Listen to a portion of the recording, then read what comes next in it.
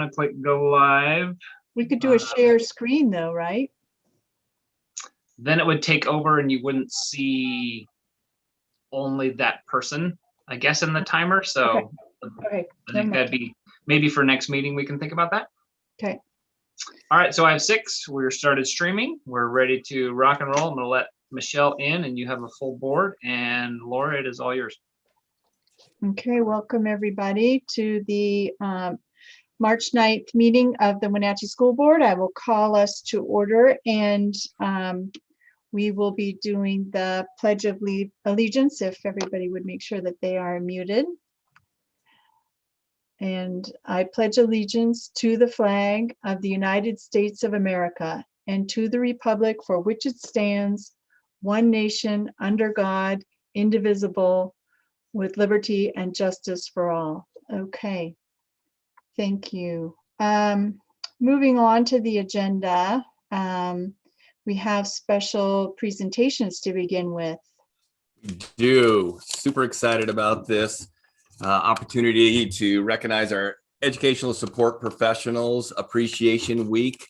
Are quite honestly the backbone of any school district, who makes our districts run, from transportation to our custodial services to our buildings and grounds, our operations, maintenance, our nutritional services, office, paraeducators. It's an incredible group of individuals who, as I said in Governor Inslee's proclamation, are that true backbone. But tonight with us is Director of Human Resources, Katie Batson, to also say a few words and recognize the staff. Katie. Hi, thank you. Yeah, when we were here last year talking about educational support professionals, we were a week out of finding out that we were about to get closed down. So we did not know how much things were about to change. And I will say that our classified staff has really stepped up, and they have had to handle a lot of change over the last year. You know, we went to having our paraeducators making lunches and our bus drivers delivering lunches, and staff moved around in all areas of the district to keep things operating. And they really have done that over the last year. I think that their flexibility and willingness to take on whatever's asked has really been one of the things that has kept us being able to provide the services that we have to our students. We have 4 classified bargaining units, as Dr. Gordon started to explain. Our nutrition services staff, they are the ones that have been keeping our students fed, and really students for the Wenatchee School District and everyone of all ages under the age of 18 over the summer. So they have really been doing whatever it takes to make sure that those lunches are going home with kids and that they are having the opportunity to pick those up and get fed. Our Parasec Tech Pro group is one of our largest bargaining units, and that would include our office staff, our paraeducators, our professional staff, our tech support, and they have really done a lot of different things. Oh, I see we have our PSE Parasec Tech President, Lori Weismar, has joined us here. Her and I have worked together quite a lot as we've navigated all of the different things we've had our staff doing, and they have really been flexible in what we've asked them to do and have met the constantly changing needs of students and buildings, and really appreciate how much they've stepped up and been willing to pitch in. I'm not sure if our Laura Fox, our transportation president, has joined us or not. I don't see her, Katie. I don't see her either. Okay, well, I'll just say a quick word about transportation because they have really had a lot of changes thrown at them. First with not being able to come back initially when we resumed hybrid or distance learning, and then bringing them back in hybrid. And every time student schedule changes occur, their schedules change. And it's taken a lot of work and logistical planning, but they have made it work, and we have students transported to school every day, and they have really pitched in there. Our last but not least group is our M&O, which includes our maintenance, operations, custodial group. And I don't think that Jake Coulter is able to join us tonight either, but he is our president. And they have had a lot of things thrown at them as well. They've really stepped up and kept the facilities running safely and sanitizing. I think one high point that they may have had in all this was a little bit more time when people weren't in the buildings to attack some projects that they wouldn't normally have had the chance to do. But I think overall, I would just like to express how much I feel like these groups have really stepped up and done what they've been asked to do and have kept things running. And we really appreciate that. Absolutely, Katie. Mhm. Thank you. Thanks. Board? We couldn't have done it without you. And, I can't overemphasize the appreciation for the flexibility that everybody has had this year, because this turned us upside down and turned around backwards and spun 3 times and then did it all again. So really, seriously, thank you all so much for everything that you have done to keep our district moving along and to roll with the punches. I commend you greatly. Thank you.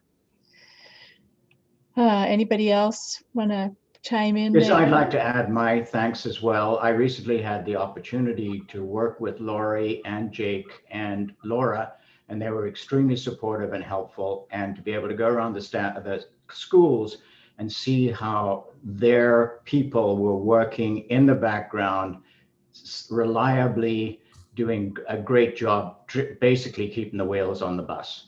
And I want to say thank you very much. Literally keeping the wheels on the bus. Literally.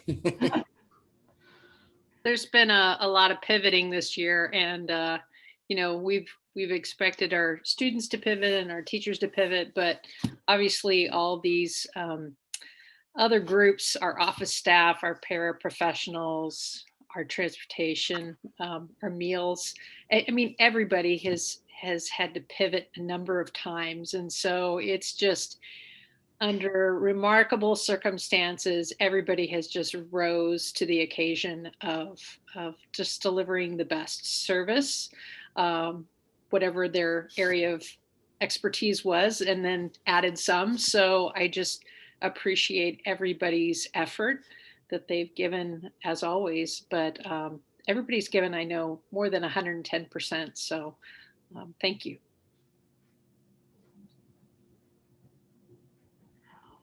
All right. So we wish that we could give you presents and all that kind of stuff, but this will have to suffice, I'm afraid. So thank you. And then we will be moving along on our agenda.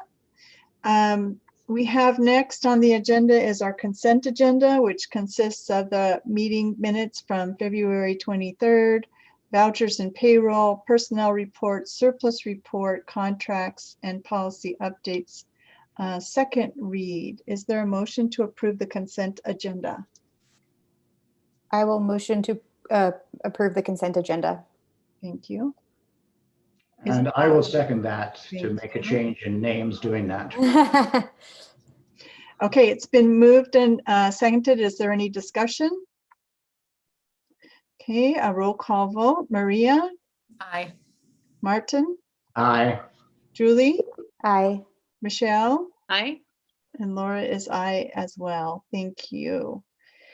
Okay, so next, we're all going to sit back and relax because we have citizen comments, and it's my understanding that we have 22 folks signed up for citizen comments. 12 of those are in writing, and Kim will be reading those to us. We briefly had a discussion about whether submitting those comments that were written to us by email was sufficient, but in the interest of equity, we are choosing to go ahead and read those. So 22 people times 3 minutes is over an hour. And so I would ask those who are commenting that if your points have been made already by someone before you, that you might say that you are in agreement with a previous comment regarding or something to that effect. And then if there are any new points, certainly make them. But we just would ask that you would help us out by staying on time. We are not shortening the time. We're giving the full 3 minutes, but we would appreciate any grace that you all can provide in that manner. So Kim will have the timer, and I believe she was attempting to add a sound to the timer because I know it's difficult to track 3 minutes while you're speaking, but if you could also keep an eye on that if you see it. And Kim, were you able to attach a sound to the timer? No, I was not able to find that setting on this particular timer app. Okay, and if everybody's going over, in the interest of fairness, I am going to try to stop you if you're going over. You know, I want to have you finish your sentences and so on, but out of respect, I will let you do that, but really want to try to keep to that 3 minutes if we could. So who is telling us who's first up? And That'll be Ron. I'll do that. We'll do the live ones first, kind of keep the same pattern as we've done in last meetings. We have 1, 2, 3, 4, 5, 6, 7, 8 in the room with us, and I'll be letting them in one at a time. And so the first one up is Katie Patnode. okay. Katie, if you would turn yourself, there you go. Thank you. Hi. So I'm Katie Patnode. I co-teach 6th through 8th grade language arts at Orchard. Should I just begin? Yes, please. Okay. The message I want to relay is that students are learning and thriving in the hybrid model. I co-teach 6th grade with Kaori Alexander. Our first unit in hybrid is theme. By the mid-test, 60% of students in all of Kaori's classes met their growth goal, moving 1 full proficiency level. The 9 students with IEPs grew an average of 1.4. That's 1.5 proficiency levels in 5 weeks. In 7th grade, we just completed an essay unit, and my co-teacher, Kelsey Borst, and I agree. We saw more students taking initiative, incorporating writing strategies, and publishing the best group of essays in my 17 years of teaching. In reflection, a student shared, "Last year, I could write a paragraph. I just wrote 5. Indeed, I had many of these 7th graders as 6th graders who then struggled to co-write 1 paragraph. We attribute the growth we are seeing to a strict focus on core standards and the smaller class sizes. My classes have between 6 and 14 students. This limits distractions and behavior problems. It allows us to call on each student in a class period. We have time to work one-on-one with each student that needs support for as long as needed. I told Ron to let that gal in. And students get immediate feedback, which they can act on. Mrs. Alexander says, "I know where each student is and what I can do to help them." The smaller classes are exceptionally helpful to students with IEPs and English language learners. The hybrid model has not made teaching less work, but it has made the work more rewarding. When meeting with 5th grade teachers last spring, we learned about several students with behavior and learning challenges. These same students are actively sharing ideas with the class, participating in impact, and even taking over the entry task. One student taught the class to fold origami, and another is doing a drawing lesson to start class tomorrow. One of these students told me about small classes. "It's more interactive. I can ask more questions. I feel safe." A mom didn't initially believe me when I told her that her son with autism was speaking in front of the class. She said, "He must be really comfortable."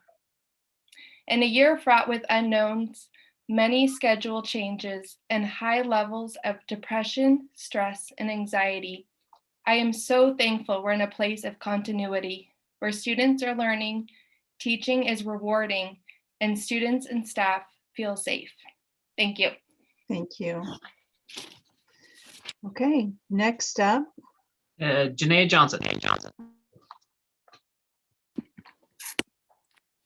Hi, Janine. Hi, good evening, Wenatchee School Board, and thank you for having me. My name is Janaea Johnson. I live in East Wenatchee, and I'm a teacher at the Wenatchee High School and current vice president of 1EA. Today, I'm sharing with you some data I've collected in my courses to paint a picture of the success in hybrid learning. Each Monday, I send a Google form to my students to serve as a check-in. On February 22nd, I asked my students how the hybrid schedule was going for them and what was one positive that they might have with it. The responses are paraphrased from over 50 student responses via Google form, and an in-class discussion. I will begin with the positives. Students get to see and talk to their friends. Students are finding that they're more productive and have more time to get things done outside of school, such as learning new hobbies, having the opportunity to work and earn money, play sports, go to lessons, actually have time to do homework or study, and have time to relax and spend time with family. Students are finding that with the shorter class periods, classes are more focused and are easier to follow and understand. They feel there's a less waste of time happening in classes. Students are finding they're more successful and classes are going well with hybrid. Some stated they formed some bad habits during remote learning, but are now working to build better habits with the extra time to get back in the group. As a teacher, an important finding is that many students felt with classes being smaller due to hybrid, they are able to fully get the attention and the time that is needed from their teachers for help and address more one-to-one needs. Some of the negatives I'm also going to include were that shorter classes can be overwhelming and in some cases can go really fast and they can't really keep up. Some students notice that there might be more homework because of the schedule or shorter classes, and then maybe their friends might be in the opposite cohort. In class, I asked what they meant by saying that the content was easier. To my surprise, it wasn't that teachers are minimizing content, but rather it's easier to understand because of the smaller groups and shorter classes. The students collectively came up with how these smaller class sizes are helping them become more successful. I was amazed that these kids noticed this, as it is like many teachers' dream, especially a science teacher like myself, when trying to handle 30 plus kids during labs, that they can feel and sense the difference in how much time is taken when we have more kids to manage and can't address every student's need. They greatly appreciate these smaller classes to build community, to be able to confidently ask for help and get the help that they need in class. Whereas with the full class, they didn't always have the courage to ask or have access to the teacher. With our current hybrid model, we are providing a safe place that is stable and is an anchor for learning and access to building secure relationships with peers and adults. When we begin to constantly create a change or instability in their stable setting, it creates an effect that is detrimental to their development. Children thrive in stable environments where they have a routine, they know what to expect, which is what we've created for them in hybrid. So let's focus on the stability that we have in hybrid, the benefits students are receiving after a year of the discontinuity, and focusing on strengthening this model for the rest of the year and get ready for what's going to happen with opening and fall. Thank you. All right, next up is Graham. Okay. Awesome. Hi. So my name is Graham Stansbury. I teach at Westside High School. I also teach science like Janae. So I'm speaking with you. First off, I just want to thank our classified staff. They never get a fair share of the gratitude that schools get, and we would be useless without them. So just want to put that in there. I would like to expand on the importance of our current hybrid schedule and my belief that we should continue the schedule until the end of the school year and not rush to open up fully. I agree completely with Janaea and her aspect, the outlook, and Katie about the small class sizes, the stability that we have provided our students, and it is working. Every single student in our district is getting in-person instruction, social and emotional support every single day. All right. And what I want to talk about is how we're balancing that with our community's safety. As I hope you understand, we are in the middle of a pandemic still. We're in a pandemic. I just want to make sure that's clear to everyone. And the virus that we're talking about is spread through respiratory droplets. When somebody infected breathes out, the virus is part of the tiny water droplets. And then if they're breathed in by somebody around them, now that person is infected as well. We know very well now that wearing masks and staying 6 feet apart greatly reduces this over 90% decrease of likelihood of an infection. We are a role model across the state right now of how to have schools open and have in-person instruction safely because we have masks, we have 6 feet of distance, we have sanitation protocols in place. If we were to open up fully and have full-time instruction, not only would we disrupt the stability the students actually have right now, but we would disrupt the safety protocols that are allowing this to be successful. So my main concern is not for me because I'm thankfully in the process of getting vaccinated. It's not for my students because thankfully the virus is sparing them the severe consequences. It's for my community, it's for my neighbors. We are not going to reach herd immunity by April. We're not going to reach it by May. We're going to reach it hopefully by early summer if people get behind the vaccine.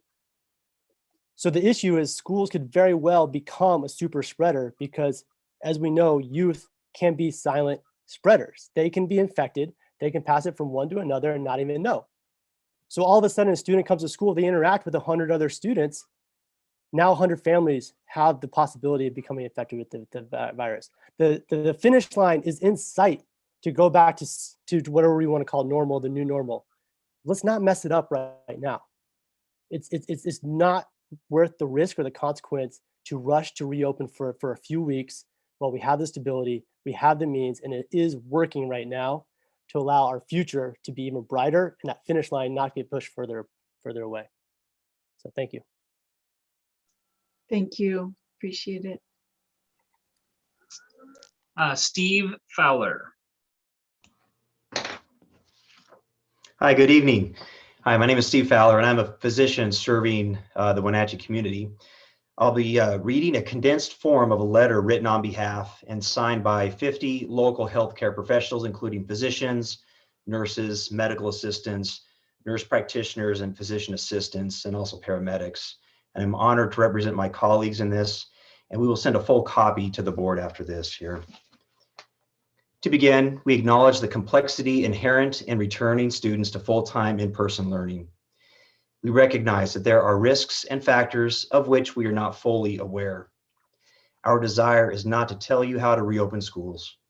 We do hope to draw particular attention to the toll that school disruption has had on students' physical and mental health. Our children, your students, are at risk.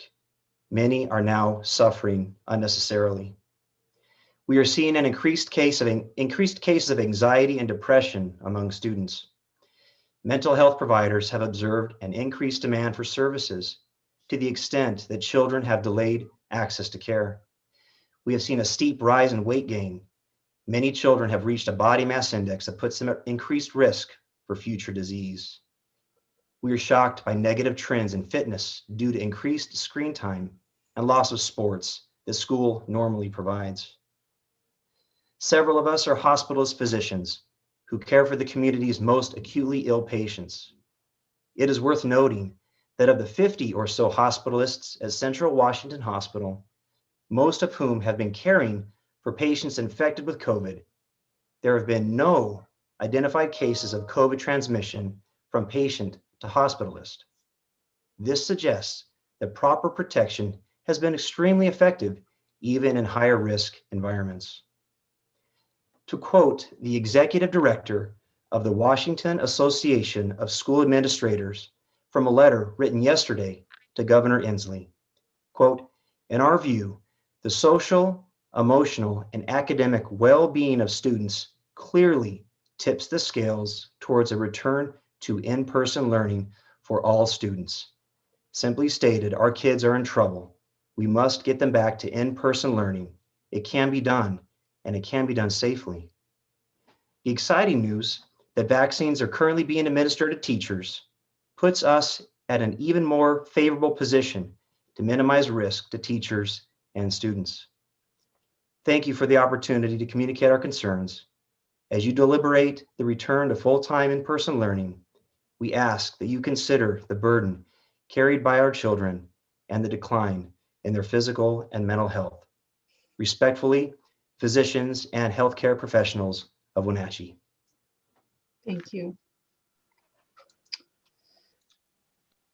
Next up, Kim Rumley Wells.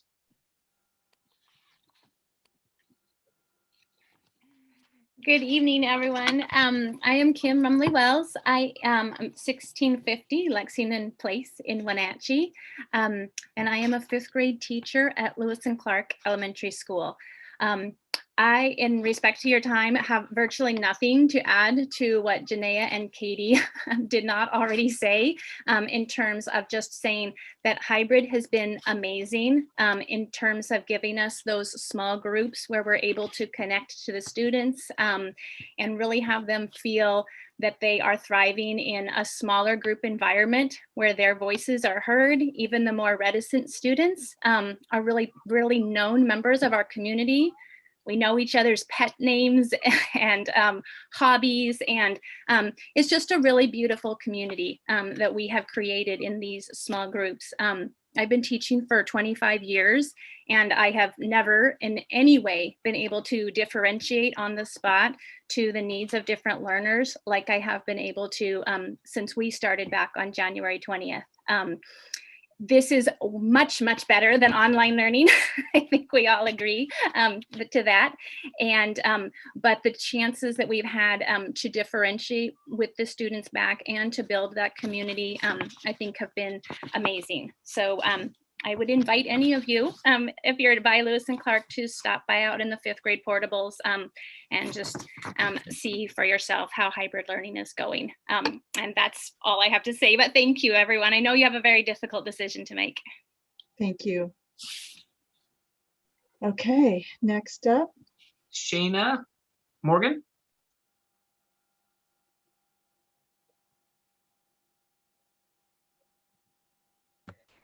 Hello, my name is Shayna Morgan, and I'm a current senior at Wenatchee High School, and I'm involved in a local nonpartisan youth voters organization and a couple different clubs at the high school.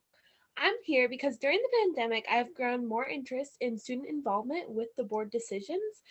And as a student, I think it is excellent to see the school board seems to be reaching out to students and pulling them in through different committees and all that stuff. I believe it provides very meaningful feedback and input into a student's perspective. I think it'd be really effective step if there was a more direct access to a student continuously who would work with the school board to provide that student perspective. Moving forward, I want to know what ways the board plans to continue progressing with student involvement and with the board.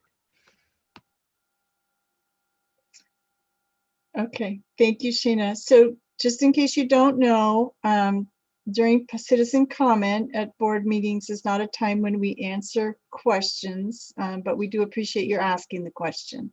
So thank you. Next up. Ruben Hart. Thank you all for the opportunity to speak, and thank you for your leadership in what is certainly the most challenging time for education in modern US history.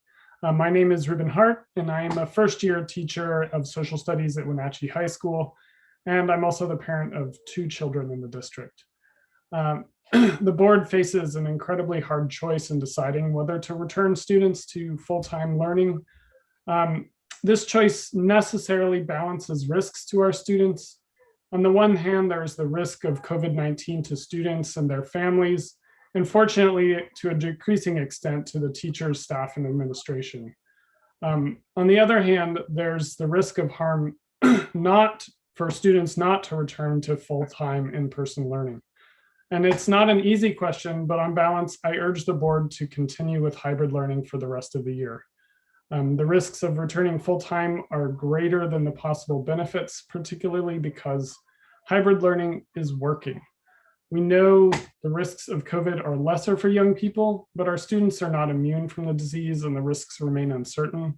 We also know that while students are less likely to transmit the disease, transmission is possible, and a return to full-time in-person learning will make it impossible to socially distance at the high school at least. And that would make an outbreak more likely. Our students have faced significant trauma this past year, and for me, the worst possible outcome for students would be to see some kind of outbreak that would prevent students from celebrating the end of the year in person and undermining the progress and further disrupting their lives yet again. particularly because the return would be for a relatively short time. The risk seems great. At the same time, hybrid learning is working. I'm seeing students every day, and our face time is limited, but class sizes are small. And I have seen students in a safe atmosphere returning to learning in a meaningful way. At the high school, students are working hard in their limited time, and the best thing for them is to continue in that routine. Just today, I returned 50 essays for students who had worked hard on their writing and showed incredible resilience and perseverance in the classroom. I was able to meet with every single one of those students in person and give them personal comments on their essays. I believe that by continuing with hybrid learning, students will continue to recover both academically and in their social and emotional health. Being in school is helping, and a return to full-time in-person students would disrupt them yet again and require relearning of routines that are now set and present significant risks.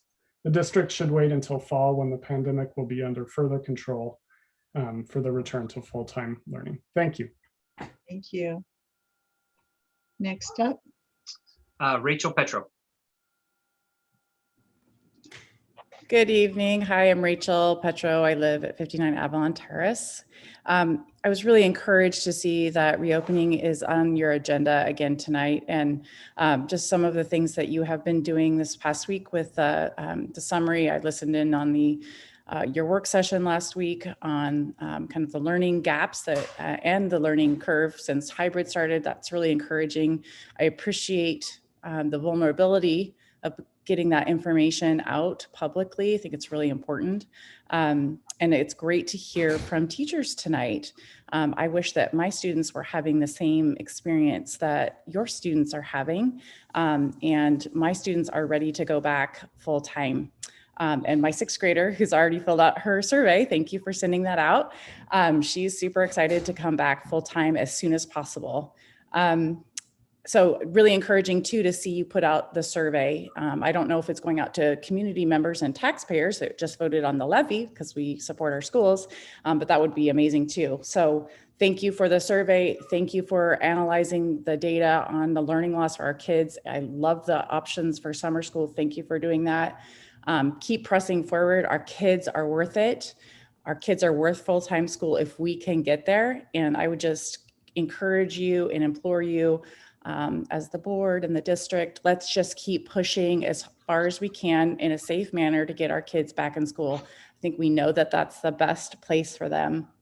So I really appreciate the can-do attitude, continuing to discuss it. I know it's not perfect, but again, I think as this community, working together, we can do it. And I'll just note that this format, this is not a great community forum. I would love to be in a room, even socially distant, so that we could have the side conversations with teachers, because I'm hearing from a lot of teachers that want to go back full time. So again, I'm really excited about the survey.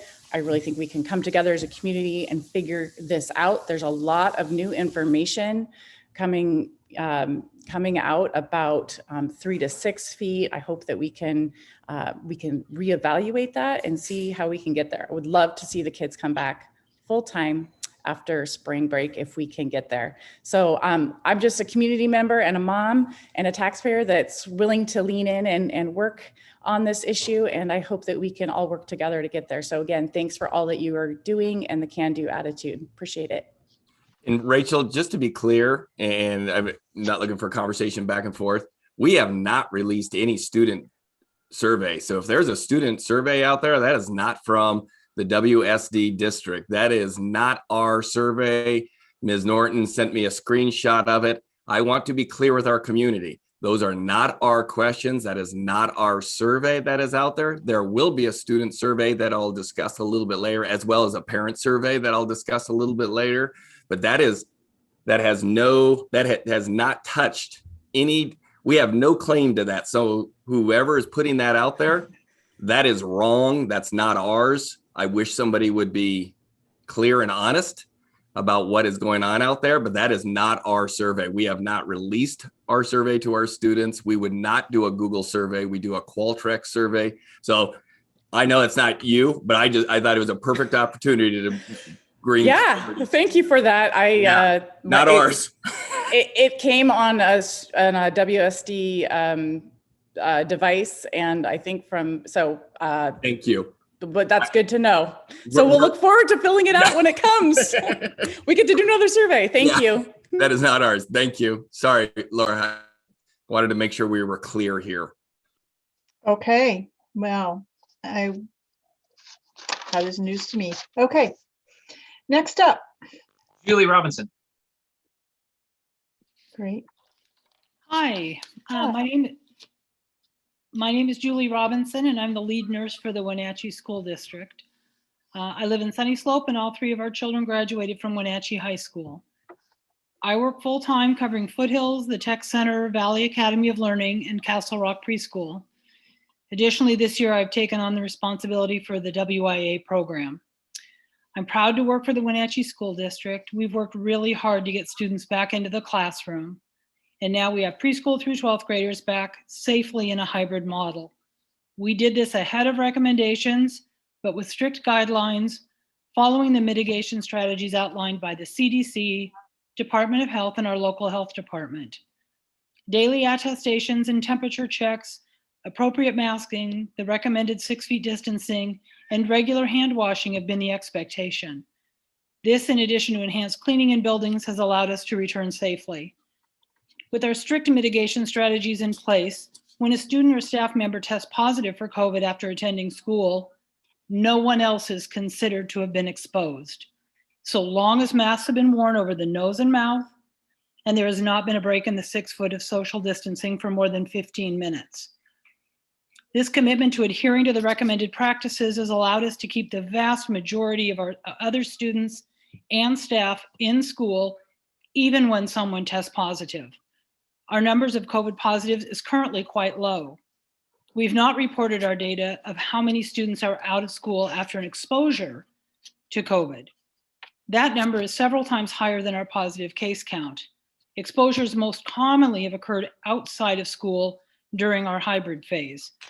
These students are typically out of school for 14 to 24 days. School nurses have played a vital role in the safe reopening of our schools. Please recall that only Wenatchee High School has a full-time nurse.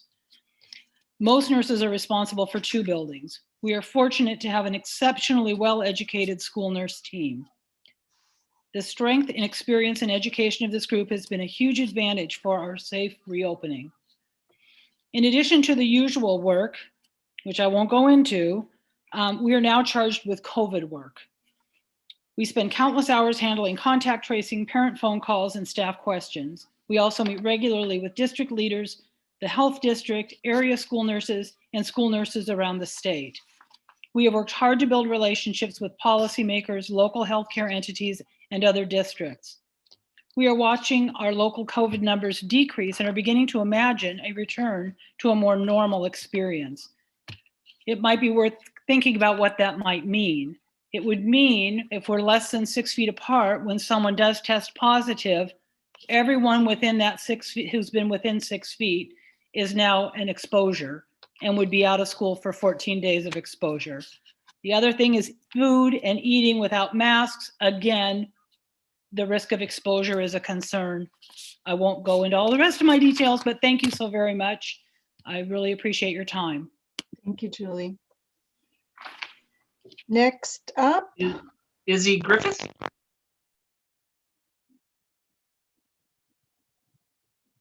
Do we have that? Oh, there we go. Okay. Hi there. My name is Izzy Griffith. I have 3 children, 2 of who go to Sunny Slope Elementary, and I am reading a letter written by Sean Ballard, and it is my privilege to do so.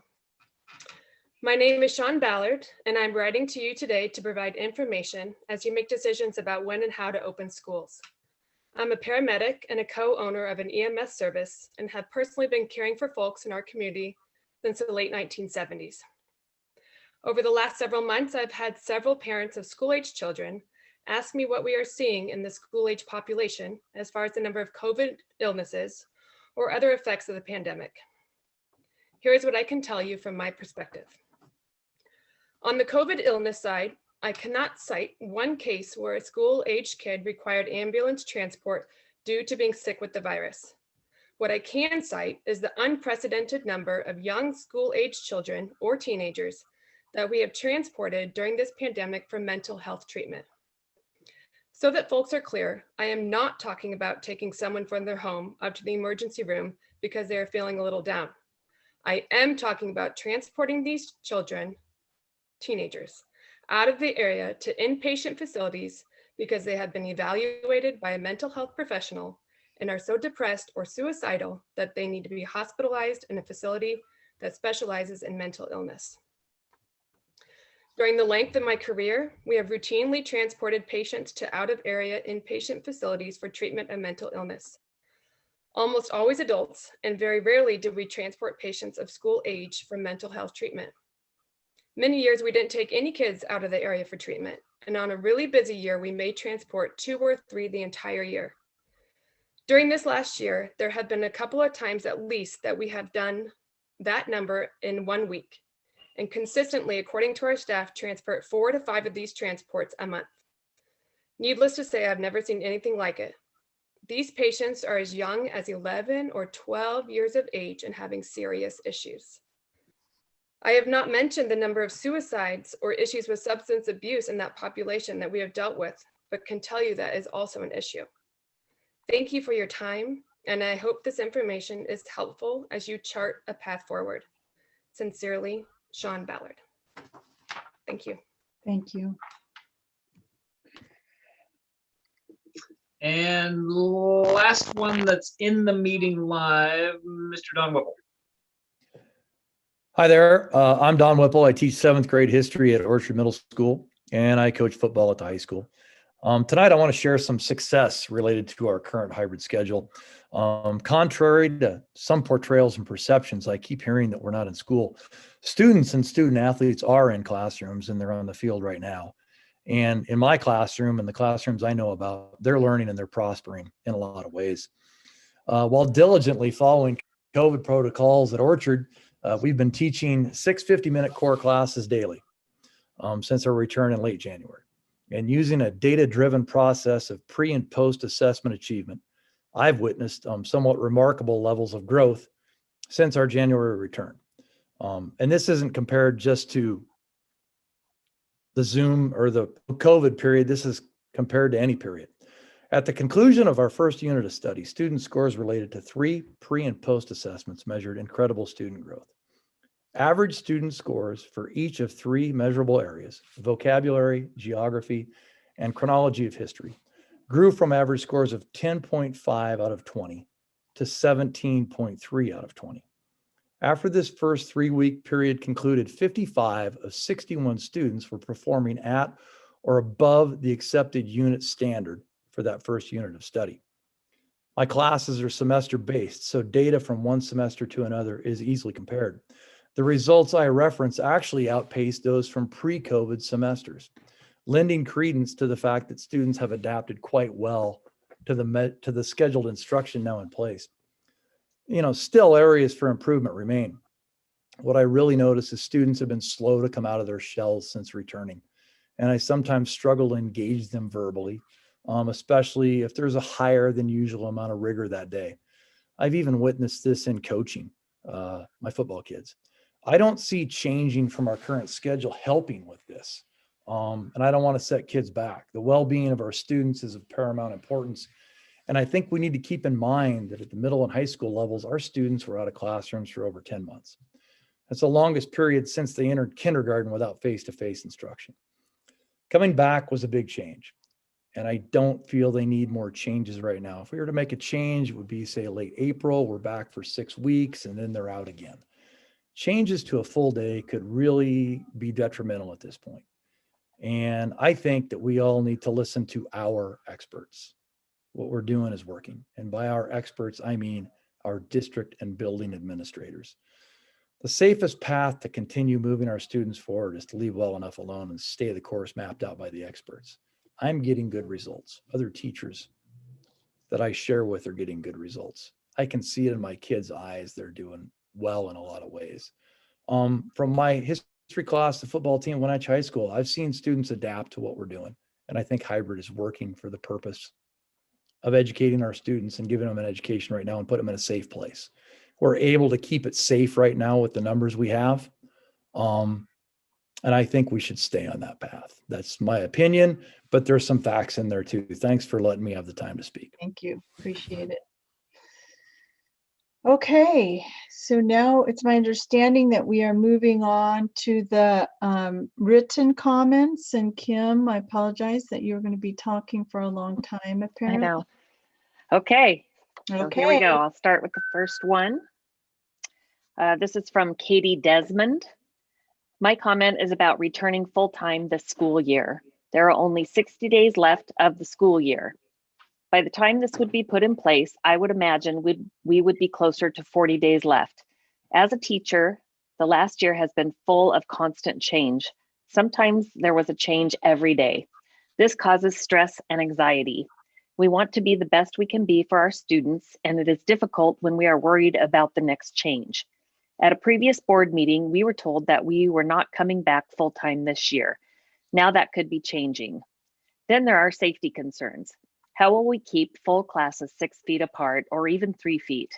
How many kids, especially younger kids, will wear a mask all day? What if there is a spike in positive cases and we have to switch back to hybrid again? What about vaccinations for students? What about staff that did not want the vaccination because of other health risks, and how would they be kept safe? How will we know who has been vaccinated when staff goes to different buildings? Our students' families are still testing positive for COVID. It just appears to keep with Dr. Gordon's original plan to stay with the hybrid model the rest of the year. We are successful with this model and staff and students feel safe. Why change it?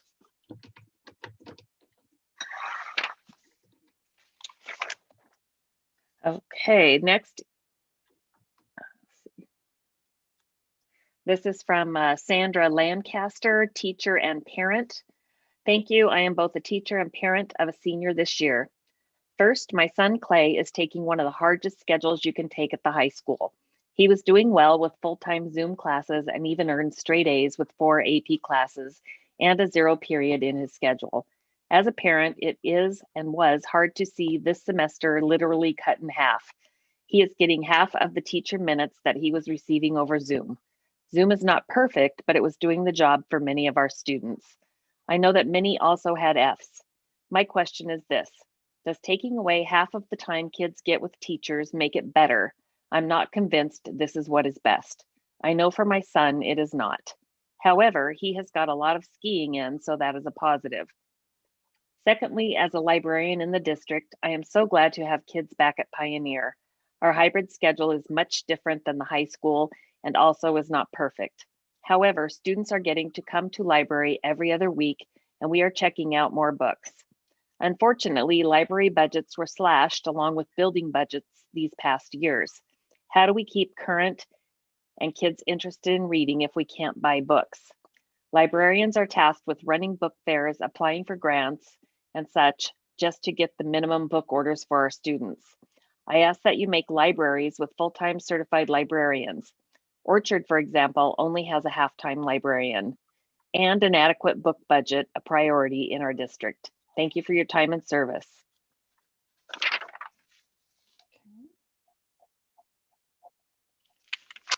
Okay, this is from Ingrid Brooks. Stay the course. It is great we are getting all willing employees vaccinated. Now we won't have to worry when all the little noses poke out of masks. Masking and social distancing are effective measures to keep the spread of the virus down beyond vaccinations. Our students' families are still at risk if we return to full-time learning. Our concern is that students will share the virus, then take it home to parents and grandparents who have yet to be vaccinated. Many of our students have grandparents that are our age and younger and have not had access to vaccines as of yet. A week ago, 1/5 of students in Washington State were back in person. 4/5 were still learning virtually. In this, we are far ahead of the majority of districts in the state. Yay us. There have been hidden benefits to hybrid learning. Struggling students are getting one-on-one help either in person or virtually. This is an amazing opportunity to address their specific needs and to increase their learning. In addition, small class sizes make addressing any needs in the classroom more attainable. Students in elementary are getting more support than ever. With only one trimester left in the school year, a virus that is mutating, and a community that is sparsely vaccinated, it is time to stay the course. We should be thinking about the fall and how best to bring all our students back then. Third grade team at Newberry Elementary: Brooke Page, Stephanie McKenzie, and Ingrid Brooks.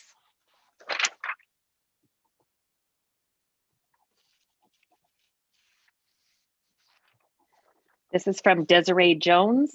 Good evening, my name is Desiree Jones. I have 2 children in the Wenatchee School District, one at Sunny Slope and one at Foothills. The first reason I am speaking tonight is to inquire about next steps for returning to full-time in-person learning. Now that teachers have all been offered the first COVID vaccine and eligible for the second at the end of this month, have plans shifted for a return to full-time in-person learning before the end of the school year? As stated in the last board meeting, one of 2 indicators needed to be met to determine the safety of returning. 1, less than 49 new cases per 100,000, or 2, 100% of Wenatchee School District staff have been offered the first and second dose of the COVID-19 vaccine. I realize movement on next steps have likely occurred, but it would be great if this information is shared with the parent community when appropriate. The second reason I am speaking out tonight is to urge the Wenatchee School District, the board, and Dr. Gordon. I have listened to the last several meetings and think it may be useful to take a step back. What is the mission of the Wenatchee School District? How is the board and Dr. Gordon carrying out the mission? What are some tangible ways to improve? As I read the mission statement of Wenatchee School District, I see the children and their education as the core component. I do not doubt for a second that all WSD staff are working hard for our children. I see it routinely with my own. But in every crisis, every difficult situation with emotionally charged opinions, it is sometimes necessary to pause and think about our purpose and why we are here. This exercise may have already been carried out. If so, that is wonderful. If not, I encourage everyone listening to consider it. All of us, staff and parents, are here for the same common purpose. That purpose is our children. I appreciate the time to share my comments tonight. Thank you. Thank you.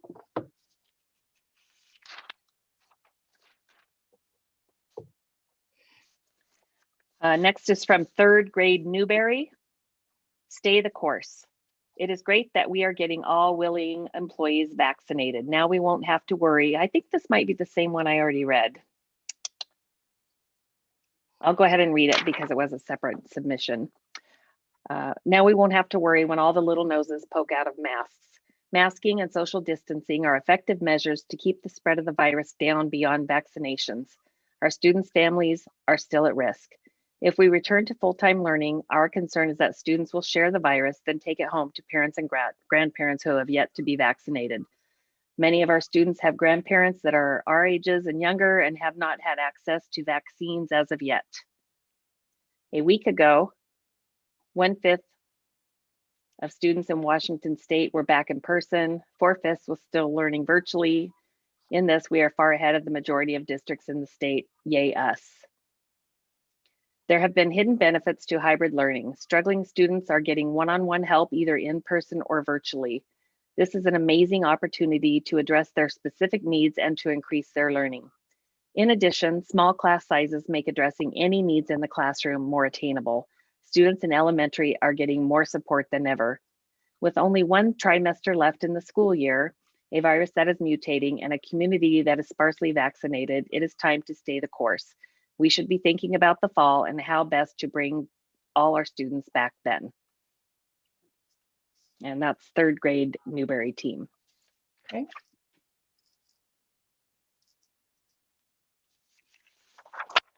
This one is from Gabrielle Goosey. I am a second grade teacher at Newberry. I support staying in the current hybrid schedule. The opportunity to be vaccinated has given a collective sigh of relief for teachers, but still concern for the families of our students who are not currently vaccinated. Keeping small cohorts of students and implementing our safety measures, temperature checks, 6 feet, hand washing, not eating at school will continue to help keep everyone safe. If we return to full-time in-person, we will not be able to maintain those measures. Recently, the CDC wrote that eating at restaurants 6 feet apart put people at risk, and thus having 22 students back in my classroom full-time would mean eating masks off in the classroom, not 6 feet apart. During this crazy time, I appreciate having the smaller class sizes so I can connect with each student during the time they are here. I have more time to give to my students who need behavior support and space to have a cool down area when they get frustrated. With everyone in the classroom, they would not get that extra time and cool down areas. Students are making growth, and I adjust lessons based on cohort needs. I have flexibility with space so students are not stuck in their seats all day while maintaining 6 feet of distance. We have our dot spots that we go to for our morning meeting. Students have different partners for math games based on skill level. I have extra space at the front of the room where I can call a couple of students to the front of the class to reteach or expand on a topic. If we brought back all of our students, we would not have that space to do flexible teaching. It would take longer to teach topics because students are distracted being in all corners of the room, not to mention the difficulty with kids keeping masks on for 6 hours a day. Please allow us the opportunity to continue making growth in the half-day hybrid model until more of our community is vaccinated to help keep our families safe.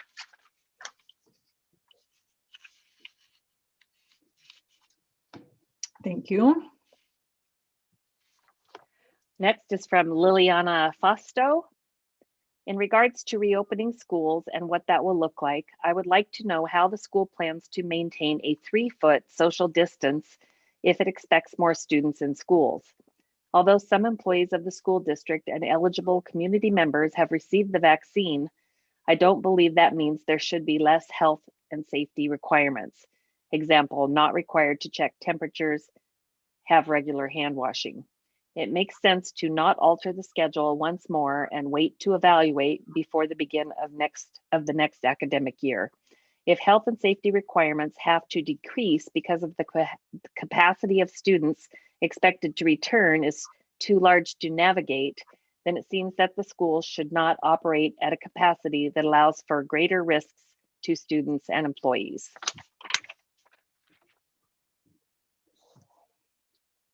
Thank you. Next is from Larissa Gutierrez Zamora. I'm a first grade teacher. Online hybrid effects on student learning. This year, most kids are below or on grade level, not nearing. Usually this is more balanced. We are using impact reading science for 60 minutes of our literacy time for the first time this year. So that is a second variable to the COVID changes. In our hybrid model, we are spending less time assessing children and dealing with behavior than in all-day instruction. We teach grade level standards. Reading specialists meet online or in person with some students at their level. Before, we would do more of this ourselves. Considerations for returning full-time. Students crave social connection. Their interactions will still be limited with full days, even more than our current situations. Now there is space to take wiggle breaks beside their desks. With all students in the room at once, desks will be against the walls. Some rooms will not fit students and remain in compliance. They still need to stay in their own learning space. Some students will not be able to read the board from their desk. Some will not be able to hear each other. Managing COVID behaviors, hand washing, nose picking, wiping, will be more difficult for a whole day than for 2.5 hours. Responsibility of the Wenatchee School District. As an educator, I am also an advocate for my families and many multi-generational families whose incomes rely on parents with no access to a vaccine, with grandparents as caregivers. Parents need to have all information available when making their decisions. As a parent, teacher, I have been shocked in the past what is not included in the parent survey. Parents deserve the transparency we say we give as the Wenatchee School District, the reality of our hybrid now and the reality of a full day. We teach our students to cooperate, to persevere, to show kindness, gratitude, and empathy, to treat each other and ourselves with respect, to choose honesty and courage. Let's make our decisions remembering these as well. Thank you.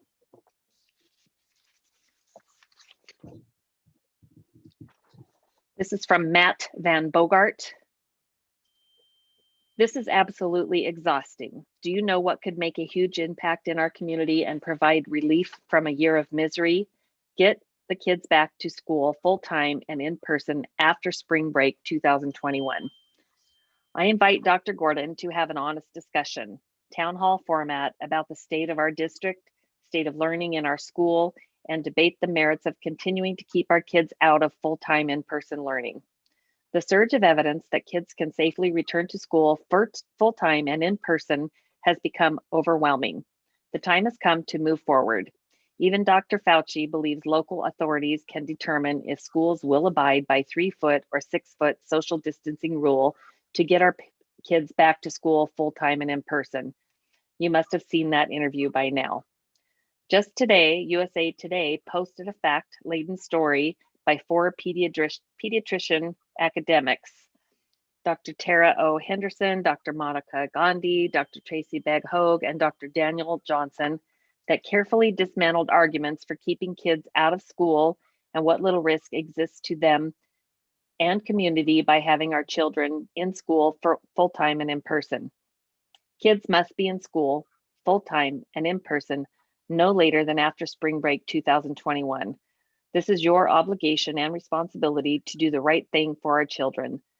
The vast majority of parents and members of the community know the kids can safely return to school full-time and in person immediately. Stop this nonsense. Thank you. This is from Stephanie Stubbe. I would like to take a moment to respond to the question about staying in the hybrid model or returning full-time in April. We are still in a pandemic.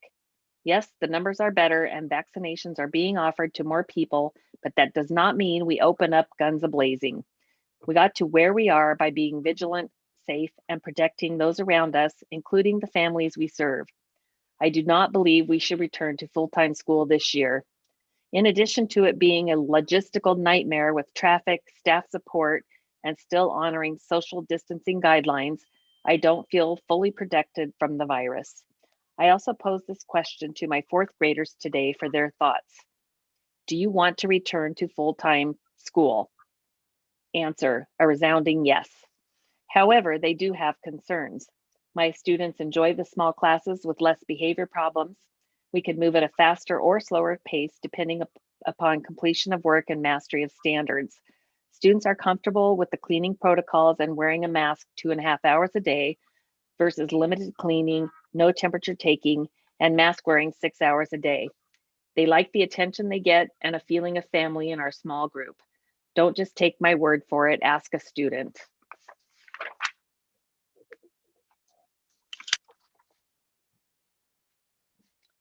This is from Kim Green. How do we get our kids back to school? 8 hours a week in 2-hour blocks isn't enough. If not full-time in-person learning, please consider plans to increase the amount of hours for in-person learning. I've seen many states that are in-person 2 full days on, 1 day midweek off, and the other half students the second half of the week.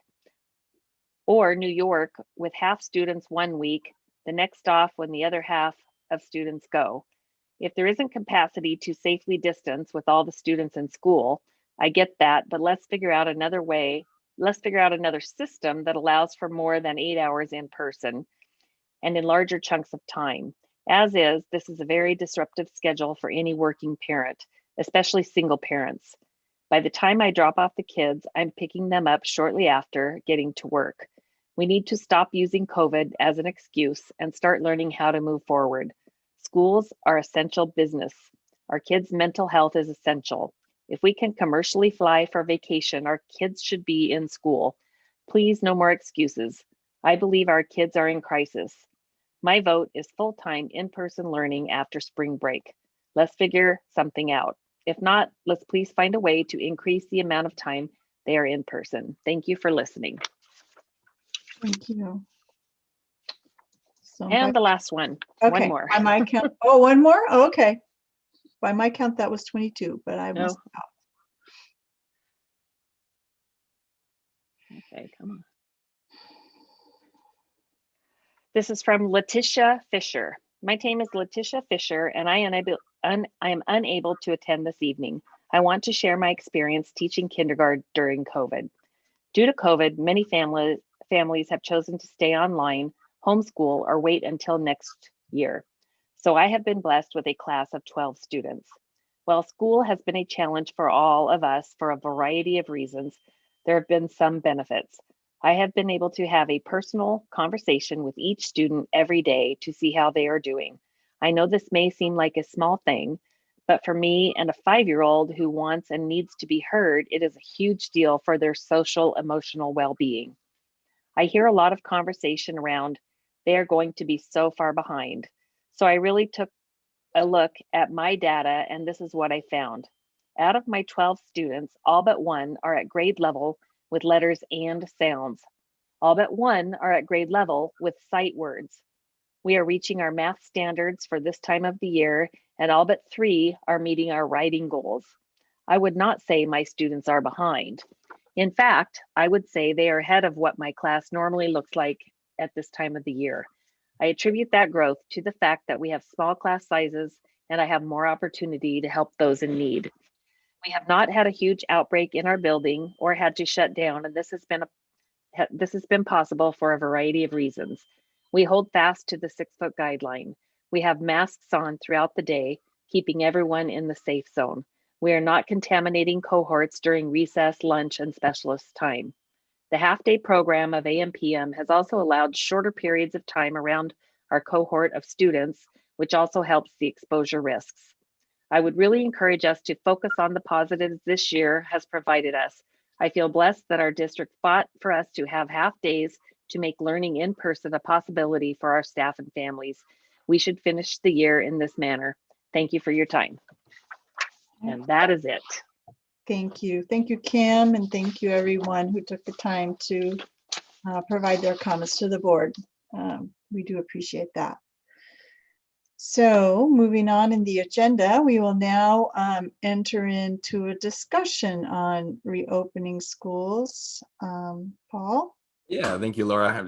I'll share my screen and also echo your comments. Appreciate all the different public comments, all the different perspectives.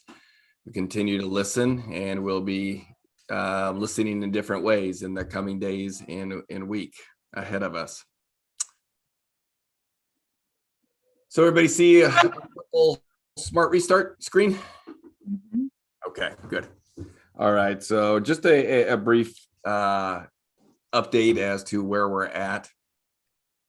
The continuing guiding principles to make sure that we're returning our students safely to our schools, giving, knowing the many positive impacts of in-person learning, to continuously evaluate. And that's been a key stone to all of the work that we've done.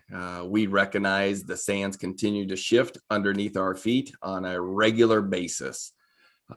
So we do this with eyes wide open, and then make decisions that are in the best interest of our 7,600 students, our 1,200 employees, our parents, and our community members. Those have been our guiding principles from day one, and continue to try to lean into that work.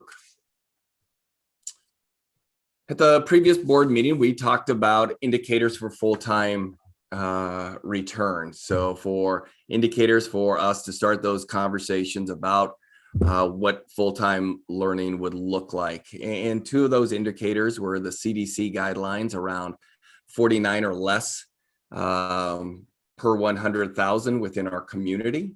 Our community numbers continue to trend down. As I looked at one indicator today, it was a 127 per 100,000. So our community continues to do an outstanding job, and those numbers continue to lower. So super appreciative of our community, and really doing their due diligence to wear masks, socially distance, hygiene, and all of the other mitigating strategies.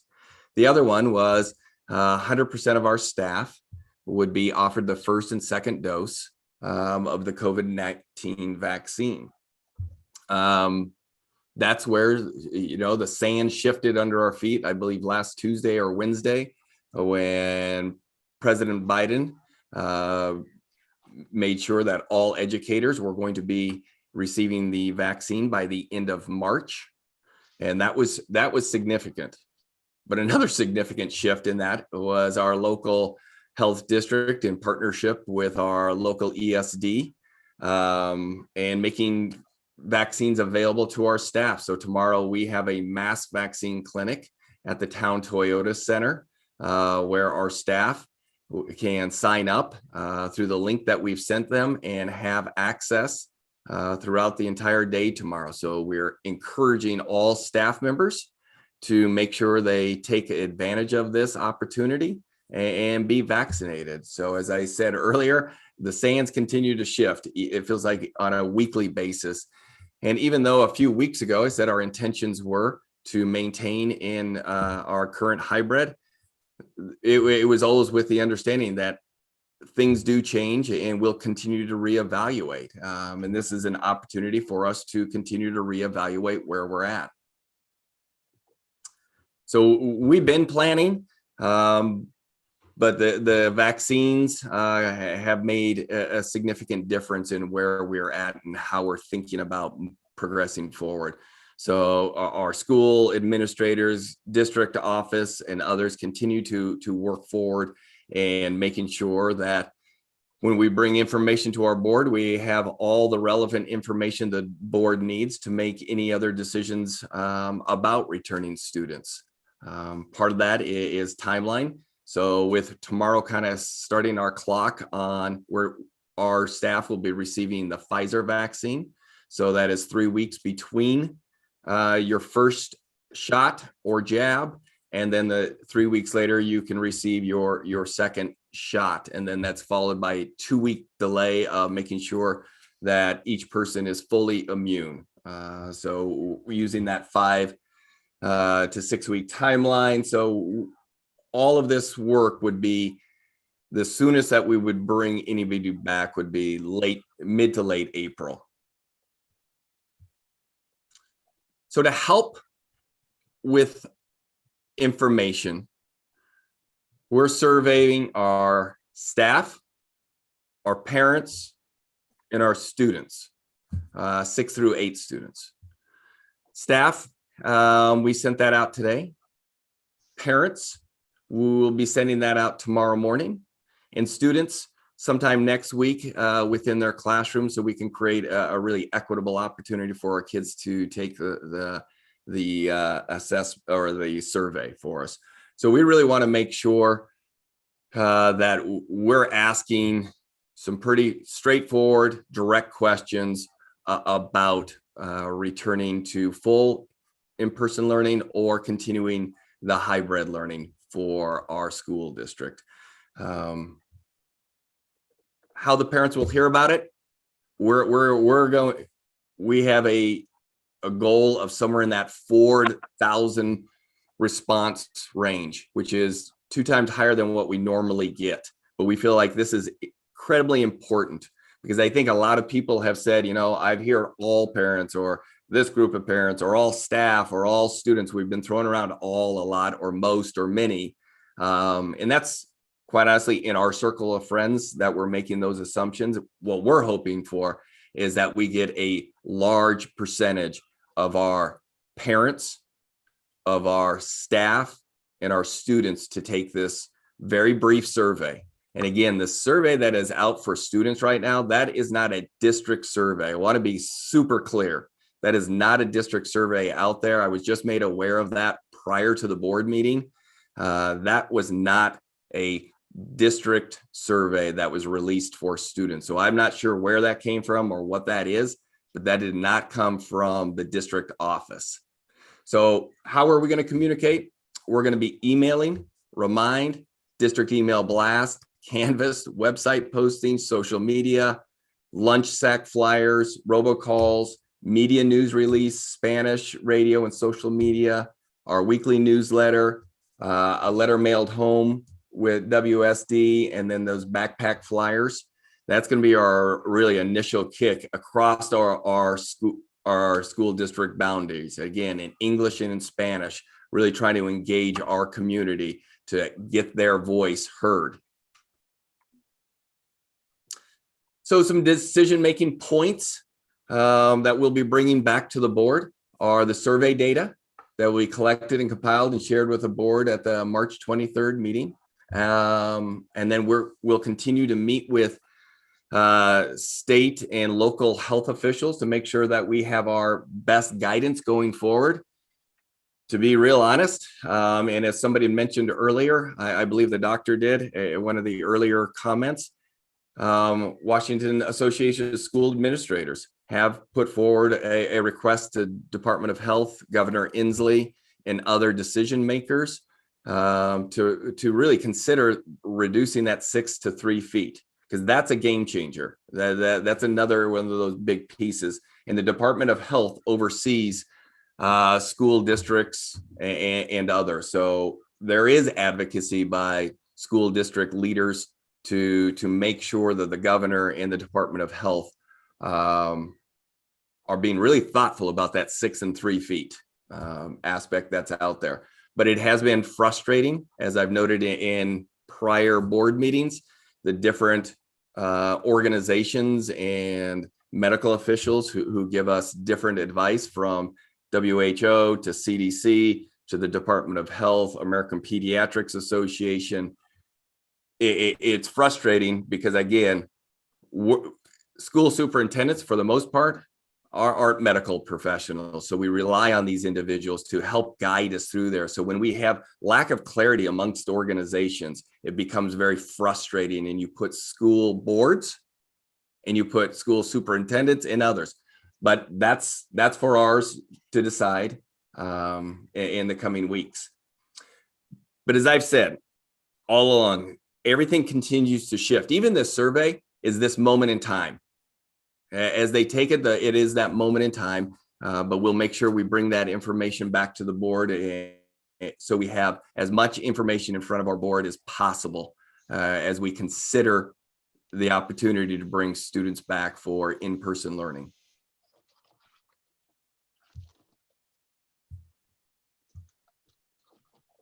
So let me stop sharing there. So that's kind of where we're at tonight. We're in the process of collecting a lot of information and continuing to bring that to the board and making sure the board administration have the best information possible as we consider this. So, and we'd hit one of the 2 indicators for this kind of conversation about what's our next step for our students, for our staff, our parents, and our community. Board members?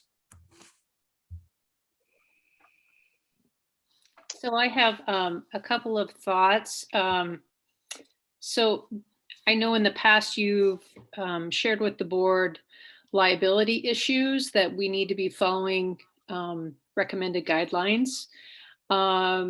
If the board is going down this, if the 6 foot hasn't changed, how does that impact liability issues for our district? I'll make sure that we question. Yep. So go ahead and answer it, and I won't throw my other ones at you yet. Thanks. Ultimately, it's going to be a risk evaluation by the board and administration. Every time a mitigating strategy is reduced or eliminated, risk will go up slightly. That's where we have to make that determination. Our clear risk is our carrier. And what I've heard from them is ultimately, if you're being proactive, if you're doing the best practices possible, they will make sure that we are fully covered. However, every time you change something, that is you increase risk because you've chose to slightly alter from DOH, because that truly is the guidelines. DOH and LNI are the pieces that we really need to consider as we go down this pathway. The other question I had is regarding meals. So I know that was kind of something that caused us to reconsider the schedule A, versus B days. We went to AM, PM, so we wouldn't have to do meals at school. So I would assume that if we're thinking about, whether that's, whether we're thinking that spring or fall or whatever, if we still have to do any kind of strategies, what does that look like, especially for our buildings where the spaces are tighter, and even for like year-round models? So what does mealtime look like if kids are having meals at school? First, we would continue with the grab and go current process where kids would come up. It wouldn't be the traditional meal, so it'd still be in the sack lunch. Kids would grab that, and then what we would have to do is stagger lunches and spread out students, and also with the springtime, using the weather to our advantage and having more kids out eating outside, classrooms and hallways, and then some in the lunchroom. So it would have to be spread out, Michelle, throughout the school, because that continues to be one of the bigger worries. The other issue with that is continuing to ensure that we have really our HVAC is making sure that we have high air turnover within our schools, which we do, and then making sure if there are other mitigating practices that we can put in place to minimize that lunchroom gathering. And just a final question, in terms of cohorting, how does this affect our cohorting models? So one of the things that somebody made reference to is if we have, I think it was Julie Robinson, our nurse, that if there's contact and somebody's had an exposure. So lunchtime, for instance, would students be expected to stay with their cohorts? And how is that going to be done at larger buildings like, say, the high school or the middle schools, where people don't have a homeroom teacher? So I'll have Kelly jump on here too, because she's kind of led some, she has led contact tracing around adults, and she's worked with Julie and the principals around the student contact tracing. But that is a big issue where we are worried about is contact tracing and exposing more students. So Kelly, can you kind of talk about that and an example of how that would impact an elementary or a secondary, because the secondaries would be more similar? Kelly? Yeah, absolutely. Of course, having lunch is going to make contact tracing significantly more difficult for our nurses. And I'm going to speak specifically to the nurses, because when it comes to students, they are the ones that are primarily doing that. When it comes to staff, they're going to be mostly vaccinated. So it is really going to be a student issue. If we are not able to keep them cohorted at lunch, which I think is nearly impossible, specifically for the secondary, really the contact tracing is going to be who is in the classroom with them. And if we're not able to keep that 6 feet of social distancing, the quarantining requirement does not change, even if we decide to reduce our social distancing to 3 feet or less than that. So we will still have to require students and potentially staff to quarantine if we're not able to maintain that 6 feet. So classrooms will get shut down potentially fairly quickly if there's a positive case in there. And then we will have to, go and ask the student specifically, who did you have lunch with the last couple of days? And it's kind of going to be on the honor system. And then hope that we can contact trace that. But let's be honest with that, that's a significant increase in the nurses' workload. They are now having to probably have, I'd say, easily double the conversations in contact tracing just because of the lunch piece. Obviously for elementary, we might be able to do it a little bit easier if we're able to have them stay in their classrooms to eat lunch, because then they will stay cohorted. But if we are not able to do that and we have to, let them go outside, let them eat in the lunchroom, the hallways, and we can't keep them cohorted, then we will have the exact same problem at elementary. Can I jump in with a question? Yeah. I know Eastmont has been doing all day versions where they're eating at school. Have we reached out to them to find out how this tracing is working for them? Has it been a burden? I'm just thinking local here. What has it been like for them? Yeah, I actually meet with Eastmont, their HR director, tomorrow. So that is going to be one of our topics. And with the half, there's more opportunity. I'm getting some bad feedback. I'm not sure if that's happening for us. I have a follow-up question in regards to the 14-day quarantine. What does that mean for the classroom, for teaching, special time? How does that transition to, I guess, what happens? Yeah, so I mean, it could go a whole bunch of, oh my gosh. Are you guys getting that echo on as well? 2 microphones on somehow. Okay. So the 14-day quarantine can go a lot of different ways, and it just depends on the scenario. But if, say, I test positive and I'm in a classroom with all of you and we've had our masks off for lunch, and the classroom is pretty full because it would no longer be 6 to 8 kids. Now it's going to be 14 to 25 kids. So it would be really difficult, I think, for a teacher to say, yes, I've been able to keep every student in here socially distanced. So if I test positive, I've essentially exposed the entire classroom. That entire classroom then has to go home for the required 14 days. And the only way around that, mildly, is the teacher, if they've been vaccinated, they're not required to quarantine. And then if a student has already been positive within that 90-day window, they wouldn't necessarily have to quarantine, but their classroom shut down. So that means the students go home, and I assume we would probably then transition to virtual school again for that classroom. Now that would continue every time somebody tests positive, that student would then, or that classroom would then be out. And for the families, they're not necessarily required to quarantine because they would be a contact of a contact. So it wouldn't totally impact that family unless the student ended up testing positive.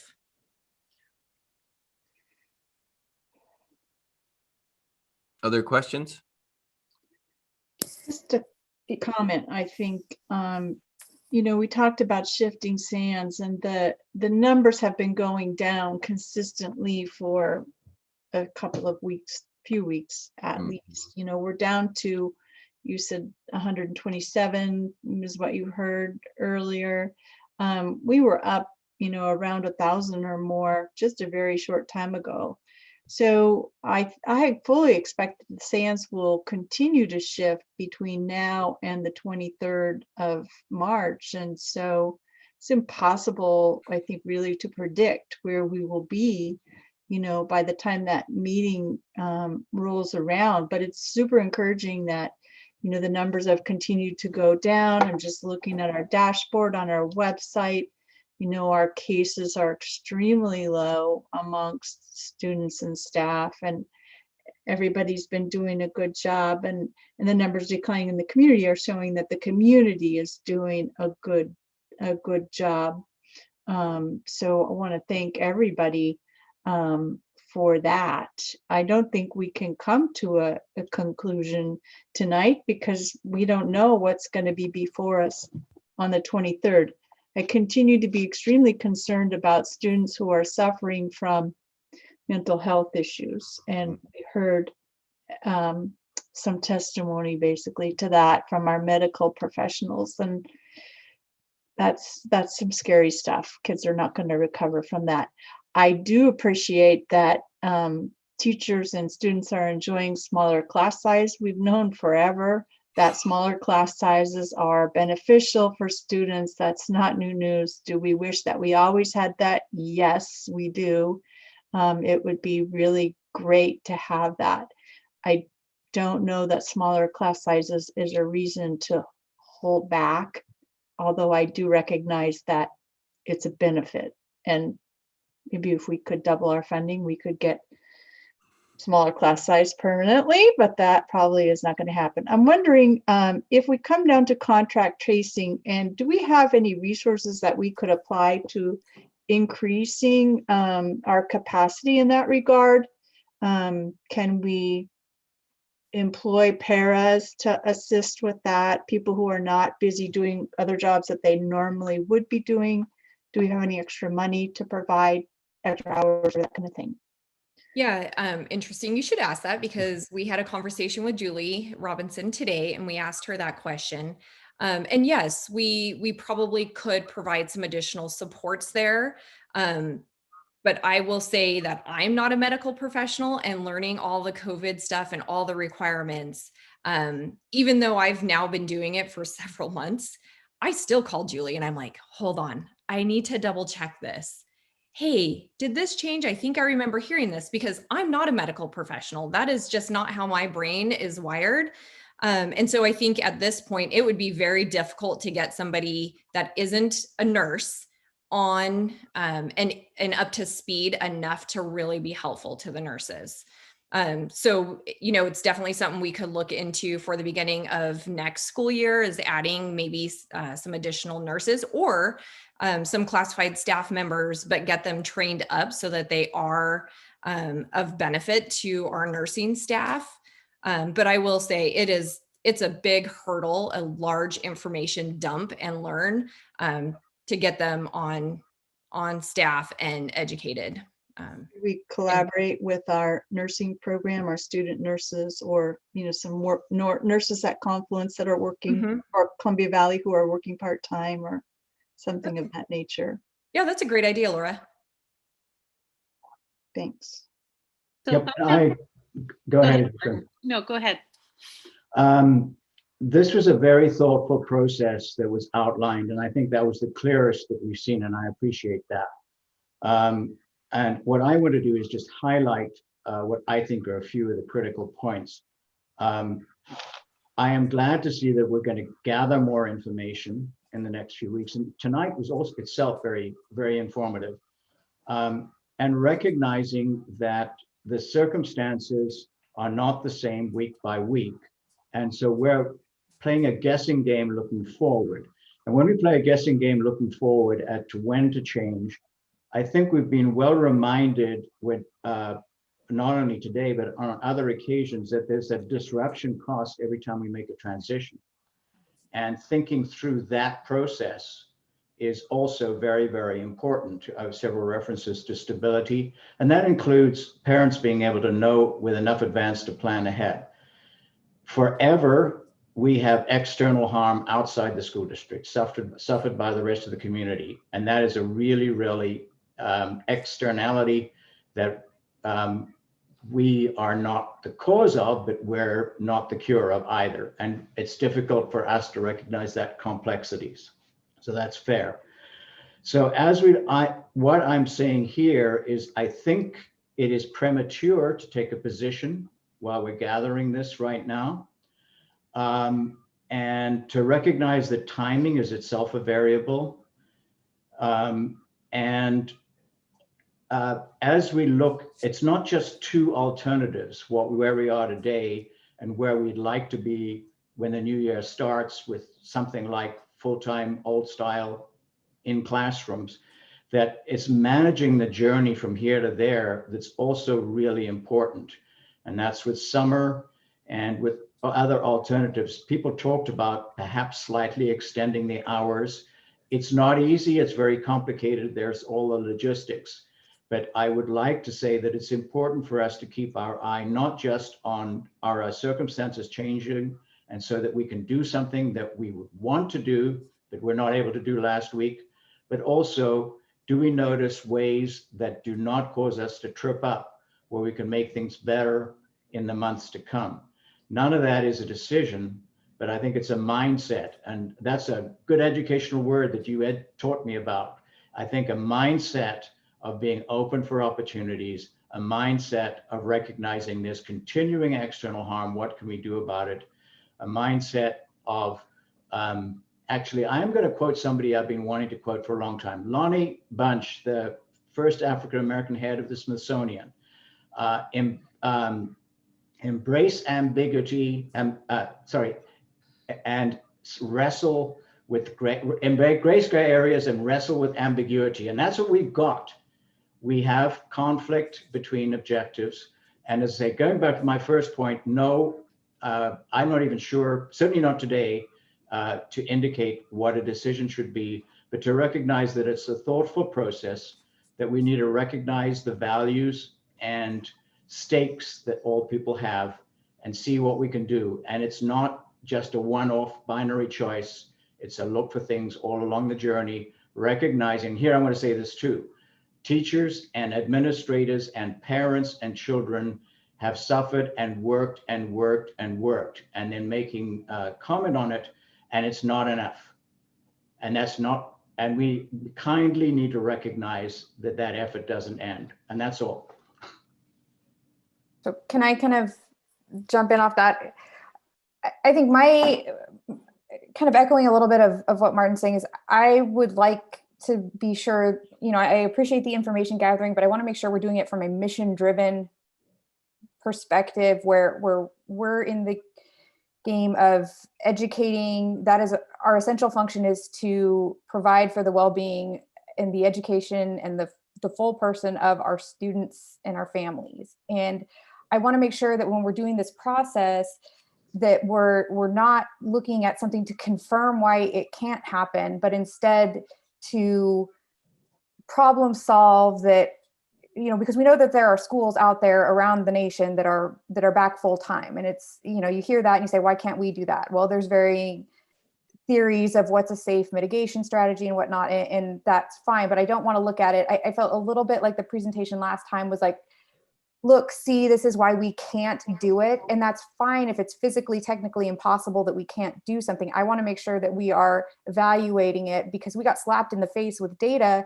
last week about how bad the failure rates are. And I can tell you from a parent that the hybrid is not working. And so if there's an opportunity to make something better, you know, full-time getting everybody back seems to be the process. So if we're looking at it from a liability perspective, then I want to look at it not only from a, you know, where does our exposure go if we move from 3 feet to 6 feet, because there's recommendations either way, but also where are we on an EEOC claim type level, or where are we on a human rights level? Because that's, you know, in the legal community, that's becoming the new latest things. These are, you know, the access to some students not being able to be in the classroom more is a detriment. And so I just want to make sure that we are looking at this for the best interest of our students. And if the recommendation is not going to be to bring students back full time, I realize there's some disruption, but I'd almost like to believe that bringing everybody back is easier than these weird,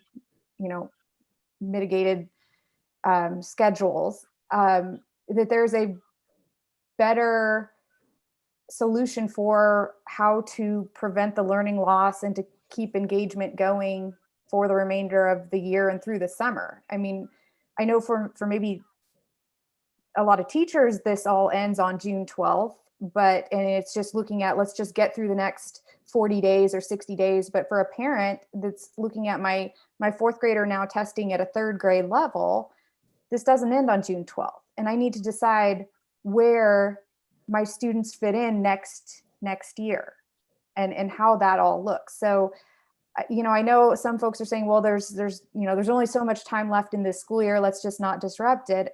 At the same time, the current model is not working. So what are we going to do to either make that better, if that's the case, or have we taken a mission-driven approach to seeing if we can get more students back in through the end of the year? You know, I agree, they've been out for so long, it's going to be some fatigue. But it doesn't mean let's just punt it to the fall and make it next year's problem.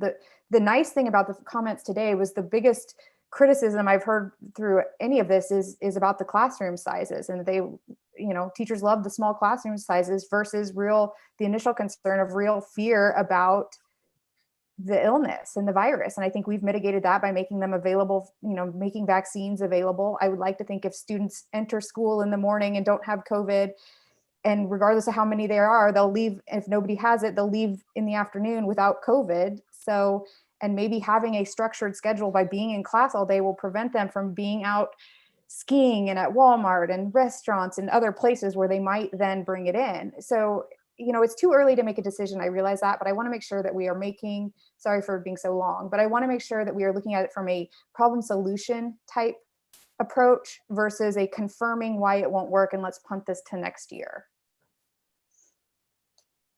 Yeah, thank you, Julie. So I just wanted, so my comment really was just in terms of equity. I know we had a lot of speakers and comments read tonight, and I believe there were a couple of folks that brought up that they were teaching in schools that had a lot of multi-generational households. And although that's not true so much of every school, but some schools we have a lot more of that. And I guess my question to you, Paul, would be if we can talk to our health district, how is that happening in our community right now? Because I know multi-generational households are supposed to be kind of higher up on the list after January when they revise things, but I don't think those groups have been necessarily vaccinated yet. So I do think that's a piece of the puzzle, because we are putting certain households at greater risk if we are not able to maintain distances that are safe, or if we're eating in same classrooms and we don't know if someone's positive. Maybe they've been out to a restaurant and got exposed and they don't know if they're positive yet. Maybe they're not having symptoms yet. So I want to bring up that because I think that's an equity issue. Not everybody has the same household makeup, and certain households might be at greater risk. So my guess is, and I'm really happy that our staff is getting the opportunity to get vaccines if they want that right now. I was elated to hear that news last week. So I think that's going to be huge, but it doesn't take away the risk for other people in our community, for the students who are in those households that might be at higher risk. So that would be just something that I hope we can hear more about next week, because I think it is a piece of equity if there are certain households at higher risk and we're not taking that into consideration. I'll ask the health district if they have that data. Thank you.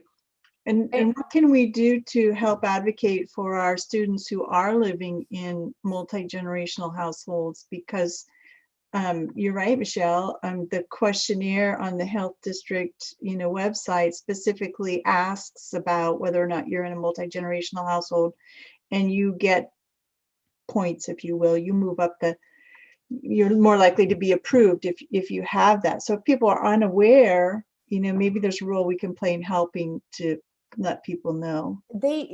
As long as they're 50 and over, they've been eligible for this whole time. In fact, that's how my family is considered multi-generational, and I would gather a lot of families of all demographics in this district because of this would meet that kind of criteria, because my parents don't stay here at night, but they're solely responsible for my kids during the day most of the time. And so we were able to, one, by age, they qualified and comorbidities in some cases, but they also, the ones under 50 or 50 or more, not 70, I think was the original requirement, they can get it because of the multi-generation. So if they're spending a lot of time working with their, either living in the house or working with their babysitting regularly, that would be something to make sure that they understand. Mm-hmm.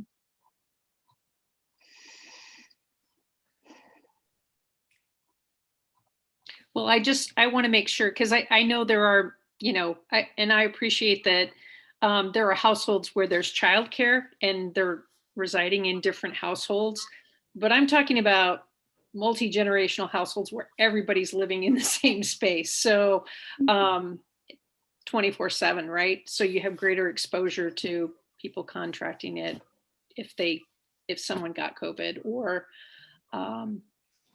if they were. I'll ask the question, see if the health district has some kind of percentage. Yeah, and not to get into the minutia of that multi-generational, but we have friends of ours, several actually, that are our age, who are grandparents, and we're far from the 50-year-old mark. So multi-generational can mean a lot of things. I have just a couple things to keep in mind. Laura and Martin both said, we don't know what we know today is going to change what we know the following week.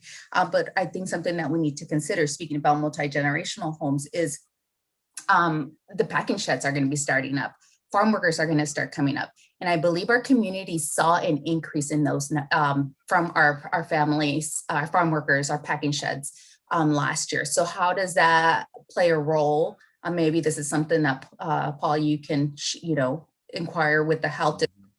Oftentimes we think that our farm workers, our migrant farm workers come and they live, in like, I think, what is it, Peshastans, in the tents, the migrant housing, but oftentimes those are relatives of people that reside in our valley.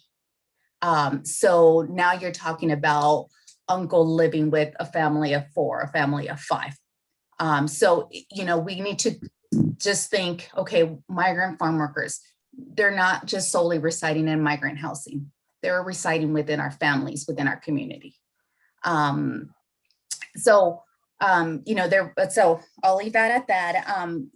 Another thing is looking at the class sizes for some of the elementary schools. There's class sizes that still have 26, 27 students in classrooms. So if we were to bring kids together, what does that mean in regards to, say, 3 feet? Is that even possible in some of those classrooms? I see Kelly shaking her head because I keep hearing 3 feet, 3 feet, 3 feet. Can we guarantee that we can at least maintain a 3 feet social distance? I can answer that right now. I mean, it's going to be 3 feet or less, and less is probably going to be the more of the norm. It really is going to be dependent on the masking, the filtration systems within our schools, the open windows, open doors, and really leaning into those aspects. But the 3 feet is for some of our classrooms, K-12, as Maria, as you indicated, some of our elementaries are larger class sizes, and we don't have any, places other than, taking into the gym and other areas. I'm not saying we can't do it. We would just have to look very differently at how, a core classroom, an elementary classroom may conduct its business in the PE or in the gym, and where do the kids go with the gym and those pieces. So I'm not saying it can't be done. Trying to keep that piece that Julie and Martin have said, trying to be problem solvers as we go down this. But yeah, no, at the high school, in the secondary, no. And I can't get all the classes outside. So those will be a different piece. And that's just going to be the reality that is part of the thought process the board will need to go through. Mm-hmm.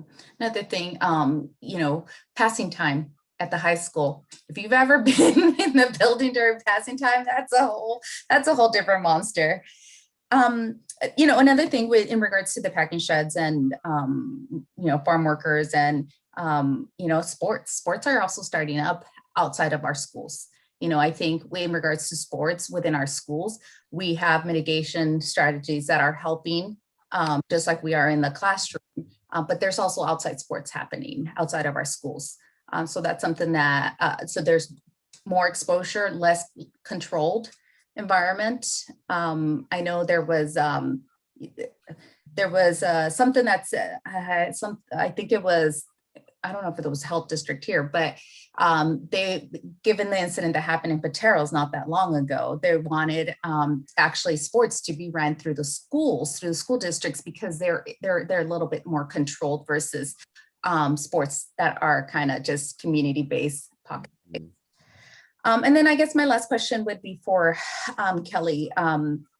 We got to preview the teacher survey today. If we have teachers go on leave because for whatever reason, if we were to come back to full-time, full-day instructions, what kind of impact, how close are we to our teachers' system collapsing or not? Where are we on that spectrum? That's a great question. To be honest, we currently have maternity leaves that we are struggling to fill. So I don't know what the threshold really is for how many teachers we can support going out, but I can guarantee you it's not many. And not just teachers. I mean, we will struggle if we have food service workers out. We will struggle if we have too many bus drivers or if we have to create more routes. This late in the year, it's pretty unusual that we have this problem, but like I said, we're trying to fill maternity leaves right now, and we can't get certificated staff members. We were lucky enough to provide our buildings with floater subs to help with the quarantine requirements. And we were emergency certing our student teachers who were maybe not even quite done with their student teaching yet. We emergency certed a significant number of our classified staff who were really good in the classrooms. And so we actually have a chunk of emergency search just currently teaching in our buildings. And so we would have to increase that if we could to cover our leave of absences, because we would not have the normal certificated staff to cover that. Would there be any options to, like, say, because I realize this would be unpaid leave, unlike some other potential types of leave, unless they use their own paid leave, correct? Yes. Yeah. So if they had sick leave and they had a medical reason to use that sick leave, anything other than that, it would be unpaid. Okay. So then my other question then is, have we looked at opportunities for using volunteers, paras, whoever we can get legally into a building? If a teacher is not comfortable coming back, could Zoom in the lesson with the para on the ground, helping the student in the class. I've seen that model working in some schools. Yeah, we actually use that model now when we have quarantine situations, and it can work, and that is exactly what we would do. However, we even have a shortage of paras. And that was one of the issues with emergency certing our paras, is then that's taking a para out of the building, and we're still struggling to find replacements for those staff members as well. But that is one of the things that we've actually implemented just to make our current situation work. And I'm not saying it's not doable. This survey will be incredibly beneficial for us to know what that number looks like, so that we can start trying to problem solve. You know, if it's 5 people, we might be able to do it. If it's 10 people, might be different. It's going to also depend 10 of what type of teachers. Math, incredibly difficult. An elementary teacher, sometimes that's a little bit easier. It just really depends on their subject. Is it something volunteers could, if we had a group of like vaccinated parent volunteers, kind of like almost like co-op style, you know, just trying to, if we're just looking for bodies to, you know, like I said, somebody beaming in the message and putting it down. Yeah, I mean, that's an option that we would be able to look at. We would have to work with our classified union specifically, just because that is protected work. Right. And I'm sure that we could probably work that out if we're unable to find people. I'm just going to say, you know, we'll have that data back. Sorry, I know I'm in the weeds now. I'm just trying to put us up just a little. Kelly, do you have just a ballpark number, given what our hybrid model, how many, because I know we have the dashboard and that's for COVID cases. Mm-hmm. We have a ballpark number of exposures of people that have been out, not necessarily student, but the impact that exposures have had, number of people having to be out? Yeah, I would say right now our numbers are low on the staff side of both exposures and positives. So right now it's very manageable. Okay. Paul, can I add one extra question for the health district when you see them? In the interest of thinking outside the box, I previously thought it wasn't on our table at all, but outside the United States, where they don't, in schools where they are close together, that have adequate testing, they're literally testing every student so that they know. We don't really know how many young people are asymptomatic, and that's an exposure and an unknown in that affects and reduces our options. I'm expect the answer is no, but let's ask the question is, what is this possibility of having some kind of intensive real world testing for COVID that would make a difference at, say, 3 feet? I'll ask. Quarantine and everything else. I got my sticky notes rolling over here. Paul, can you add on Maria's comments about the agricultural workers and Got that one. and the vaccines for them as well? Thank you. Got that one. So we will bring all the information back in a couple of weeks as we are able to pull all the survey data, all this other information, and then other conversations that we're having with other individuals. So we'll make sure the board has the information ahead of time as we roll into March 23rd. And I do appreciate what Martin and Laura said, that each day something new seems to happen. So it's hard to sit here today and be able to see too far out onto this landscape. So I appreciate that. Laura? Good. We hope for the best.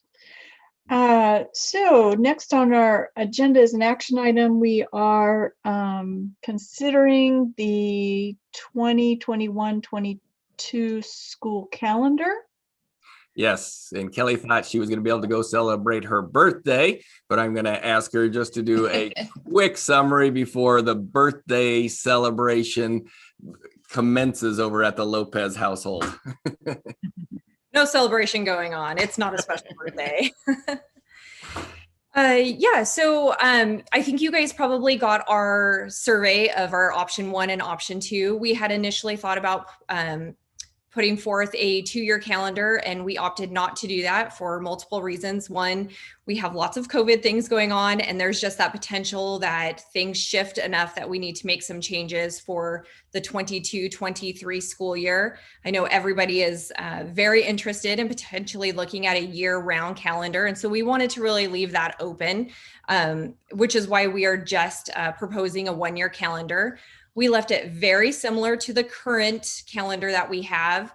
The biggest difference is for Thanksgiving break. We did 3 full days, which I think probably most parents will appreciate. I know our staff certainly did. And then that does push our end date out 1 extra day.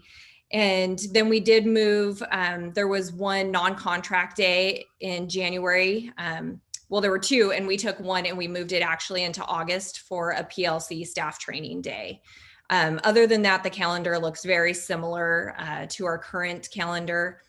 We did try to match it up as close as possible without making significant changes to Eastmont because they did a 2-year calendar last year. So that's what you guys have in front of you. Okay, thank you. So this is an action item. Is there a motion to approve the school calendar for 21-22 as presented? So moved. Great. Is there a second? I will second that. Thank you. Is there any discussion? Okay, hearing none. Sorry, Really? Yep. I thought for some reason, I remember from last year when we were talking about the school schedule, we were going to look at doing like the 3 non-conference days or changing like three teaching days and starting after Labor Day or somehow making it more cohesive. And because this looks so much like this year, it doesn't appear that we did that. Yeah, we didn't do it. We actually do a calendar committee. And so we have classified staff, certificated staff on there, and really, and administrators. And everybody really felt like the conference days are going to be needed next year. Just given kind of our whole COVID situation, they didn't want to take them out. That doesn't mean that kind of what we did for that soft start this year, where parents met the teachers individually, we still might do something like that. It's not going to take that away or that potential away. But they really wanted to leave conference days in just to have them because of the potential need to meet with a significant amount of parents next year at that time. So do we, I mean, this calendar committee, is it just staff driven then versus like parent focused? Because I know part of the reason that we really wanted to look at a different schedule was because it's incredibly difficult on parents to have, this amount of random days and things like that off. I'm not saying they're not needed, but if there's a more cohesive way to organize it, because it is tremendously difficult on parents. Yes, I would say it was primarily, all staff in there. And while I will say some of us are parents, so we do also have that lens because it impacts us as well. We are looking through, obviously, the staff lens. We do have a lot of things to look at when we're creating the calendar. I mean, we have contract things in there. We have breaks that need to happen just due to testing and when report cards are going out. And so we really take all those things in consideration. I will say specifically this year, we looked at how do we reduce the non-contract days. That was really important for even the staff members that were on there. But most of them hit, or I think I'm not looking at it right now, but I think there's 2 in there, and they really hit when report cards are coming out and at the end of semester. And so they are in there for a purpose. And that makes sense to me if there's a purpose for it, but there just seemed, I know over time, some random days that didn't make sense. And because they were so random, parents on the fly are like, oh, I didn't know there was a no school day yesterday. Kind of like my week this week. I was like, I didn't know there was no school on Friday, but okay. I mean, I did, but it's just kind of, I realized there are certain days that we can't really touch because they do make sense and where they fall and what they are. But I was just looking at maybe the opportunities in the future, and maybe this isn't the right year to evaluate whether something like a midwinter break is better than a bunch of random non-conference days or something, especially the January. Well, I mean, the report cards coming out is one thing, but some of those other ones that seem close together, but create a random, in the weeds here, but just one of those things that I thought we talked about doing last year and it didn't really happen. And understand there's other things going on, but I just want to we can keep it on a radar. That would be fantastic. Yes, and you are correct. We did talk about that last year. And one of the things maybe we need to do better is explaining the days off and what the purpose of them is, so that people understand why it appears to be a random day off, but why it's important to have it. That would help. Anyway, that was all. Okay. Is there any further discussion? Okay, hearing none, we'll go ahead and take a vote. Martin? Aye. Maria? Aye. Julie? Aye. Michelle? Aye. Laura is also an aye. Thank you for all your work on that calendar. I know that it's not just a fly-by-night thing. You do a lot of prep work to make sure that we get the right version in front of us. So thank you. Okay, so now we're going to move on. We do have an executive session following this meeting, but we have got board communication on the agenda. Are there any board members that have communication items to share? Yes, I'd like to share a legislative update, the weekly update. Okay. In case, for those of you who took notes from last week, we have a regional planning meeting coming up this Friday. Has anybody signed up? Is anybody interested in signing up? I have it on my calendar, but I don't know if I signed up or not. So if you go to the WSD website under, I believe it's strategic advocacy, I believe that's the link for where you can sign up. But our regional planning meeting is group 2. It's the second one listed, and it essentially falls in legislative, the 12th legislative district, which is where we are. So ours is at March 12th at 4 p.m. and it goes to 5:30. So you do need to register for that. They did ask that if we have more than 2 of us going, which it's okay if all of us go, but just that we, for it meeting OPMA requirements, if Kim, if you can just put that out there on the website that we have this, if there's more than 2 of us that are going. And I think anybody can sign up last minute. It's not like there's a deadline or any payment necessary. So I would recommend we just go ahead and put that on our website. The following week, next week, is the week on the Hill, and that is limited to 1 to 2 board members. They don't want more than that participating. I was planning on participating as a ledge rep. But that is something that we have to go ahead and schedule, but that does not have an OPMA requirement because no more than 2 of us should participate. House Bill 1476 that I reported on last week, which is on the enrollment decline and kind of keeping budgets stable because of our enrollment declines due to COVID. That actually moved out of the House yesterday.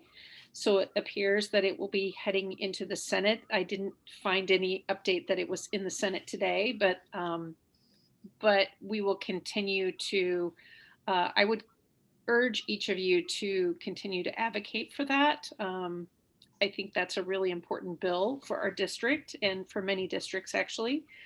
The other things that were covered include onboard training events. And for those of you who want to get any financial or budgeting trainings, those are listed on the WSD website under trainings. And the only other big thing that was discussed was that because the teacher vaccination was kind of new news, there was a big sheet that was discussed, and that took a while. But anyway, but there is a bill watch list. If any of you would like that link, let me know, and I can send that to you to follow other bills. The school clinic one has passed its particular house. I believe it's a House bill, so it passed out of the House and is in the Senate. So it's looking good. And I'll give you an update on some other bills that are making good progress. So thank you. Thank you, Michelle. I'd like to give recognition to a couple of extracurricular activities that have started as we open up and get the students get out and about. The athletics programs have begun, and it took a lot of effort, a lot of planning, a lot of creativity, and a lot of discipline in figuring out how to do things safely. So I think I would welcome that and congratulate everybody involved. Then if we flip from that kind of heavy breathing extracurricular to drama and singing and music, the high school will be putting on The Descendants on the 19th and 20th of this month remotely. I don't know how many of you saw the fall musical Spookly the Square Pumpkin. I thought, well, what is this subject? But actually it was a really good citizenship tale.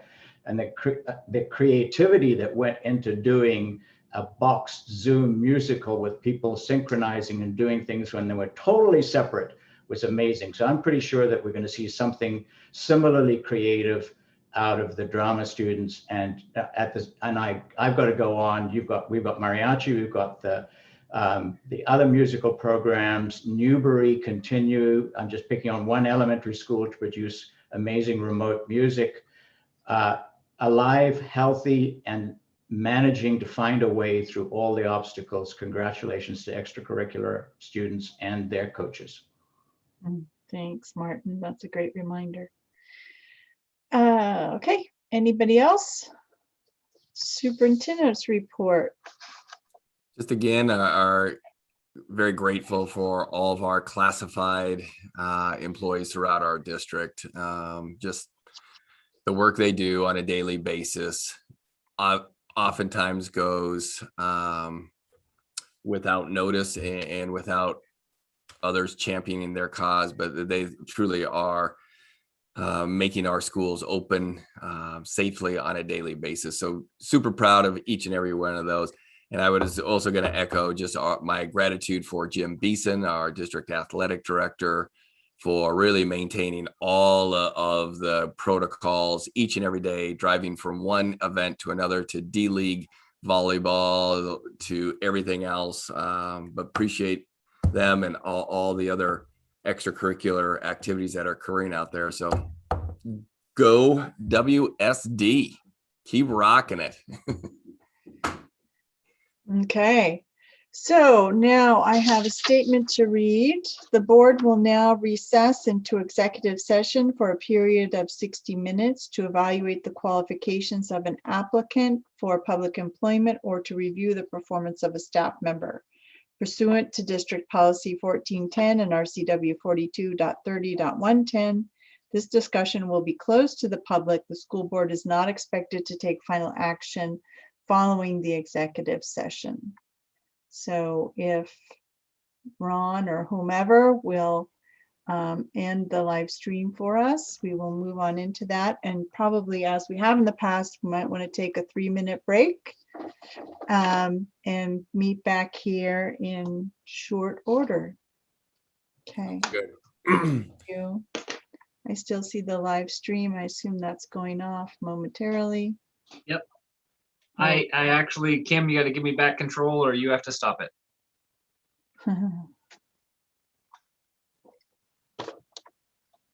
Because you're the host. I'll stop the YouTube though.